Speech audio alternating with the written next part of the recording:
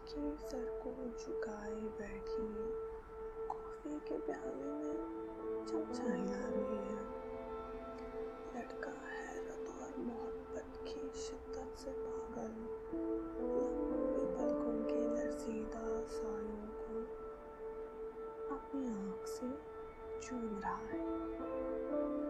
दोनों मेरी नजर बचाकर एक दूसरे को देखते हैं, हंसते हैं। मैं दोनों से दूर दरीचे के नजदीक अपनी हथेली पर अपना चेहरा रखे खिड़की से बाहर का मंजर देख रही हूँ।